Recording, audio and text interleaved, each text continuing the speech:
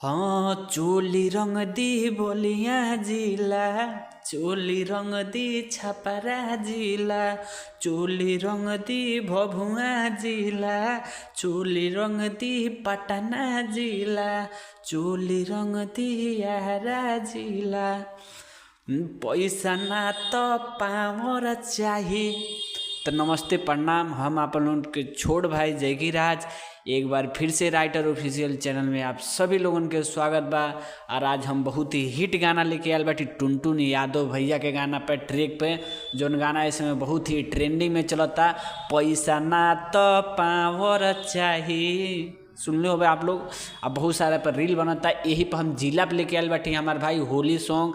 जिला के होली पर हर एक जिला पे बा गाना, तो जे भी भाई गाना के गावल चाहते बिल्कुल गा सकल हमारे भाई, कोनो भी दिक्कत ना हुई हमारे भाई।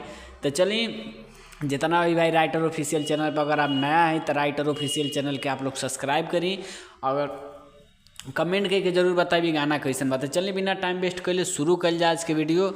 आज के वीडियो देखल जा कैसन बा, आई बिना टाइम वेस्ट कैले शुरू कल जा आज के वीडियो। लइका एकरा जैसन बबुनी कहीं नहीं मिला, लइका एकरा जैसन बबुनी कहीं नहीं मिला, चोली रंगी बलिया जिला, चोली रंगी छपरा जिला, चोली रंगी बेतिया जिला, चोली रंगी मऊ जिला, चोली रंगी छपरा जिला। ठीक है, जैसे कोरस के लाइन आप सुन ले, मैं तो कोरस बा, आप कोरस में मतलब कोनो भी जिला का नाम डाल सकें, जितना भी आपके समझ में आवे वैसा आप नाम डाल सकें जिला के।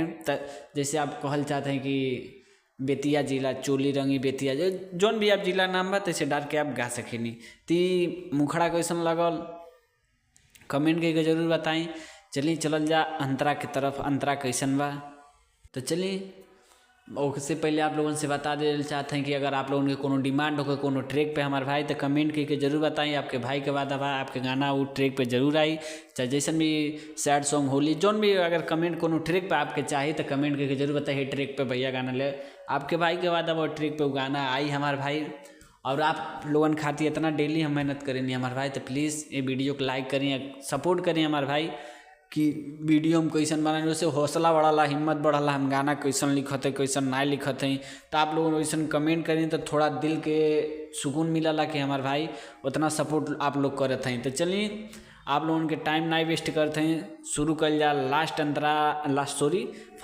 फर्स्ट अंतरा देखल जा कैसन बा। ताई फर्स्ट अंतरा के भाव सुनल जा, फर्स्ट अंतरा कैसन बा। हाँ मुँह तो देखाव गोरी काहे तू लजालू हो, कोरस लाइन आ जाएगा।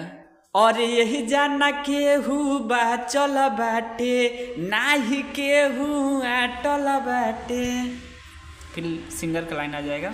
अब फगुआ के आइल बा बहार, ई त्योहार हवे, और जे बोल दी सुनु यार आर पार हवे, और जे बोलेला बड़े बड़े ठोक देनी किला, चोली रंगी बलिया जिला, चोली रंगी भभुआ जिला, चोली रंगी बेतिया जिला, चोली रंगी छपरा जिला, छपरा जिला। तो चलिए चलल जा लास्ट अंतरा के तरफ। लास्ट अंतरा कैसन बा, और जितना भी भाई बहुत सारा भाई कमेंट करें स्क्रीन पे आपके शो करते हुई कमेंट भाई लोगन के कि भैया गाना कैसे लिखल जाला। गाना अब देखो हर वीडियो में वैसे हम पर्सनल बता देने कि देखी गाना के जान जौन होला वो तुकबंदी, गाना का हर बार समझावत चाहते हैं। तुकबंदी हर गाना के जान तुकबंदी होला भैया, तुकबंदी समझी। देखिए में जिला किला हीला बीला ये सब तुकबंदी होला हमार भाई। ती गाना के ये तुकबंदी बा। तो वैसन शब्द ढूंढी जोने भाव के गाना बा, जैसे होली का रंगदारी सॉन्ग में बा तो वो टाइप के गाना बा।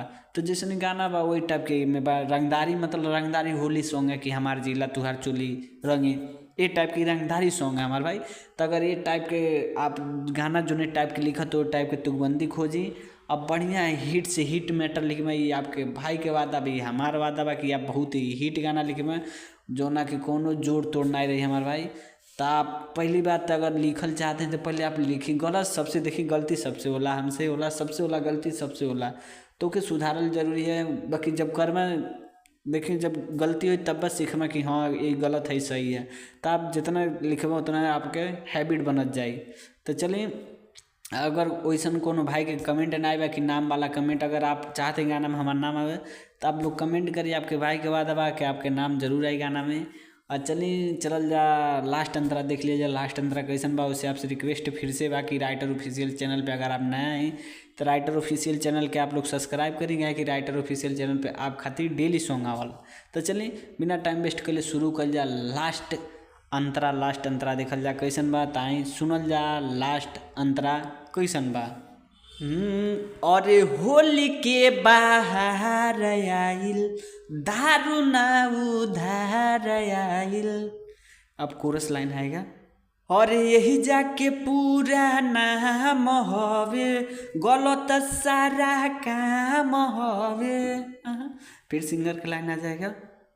और जोई की राज छोड़ी है नायाज, गाल तुहार रंगी, कोहेला ये कमनो रंगबाज, तहारा भार परी बुझाइल। हर करिया लाल कोई देहब पीला, ढूढ़ी रंगी छपरा जिला, ढूढ़ी रंगी बेतिया जिला, ढूढ़ी रंगी बलिया जिला, चोली रंगी छपरा जिला। आपके जोन पसंद है ढोढ़ी भी डाल दें तो बहुत ठीक लगी। अब छपरा अगर चोली डर में तब वो ठीक लगे, वैसे ज़्यादा ठीक था हमको ढूंढिए लगता। बाकी आपके मैटर आप दोनों शब्द में कोनो डाल के गा सकेनी। और ये वीडियो आप लोगों ने कैसन लगल हमारे भाई प्लीज़ कमेंट करके जरूर बताइए।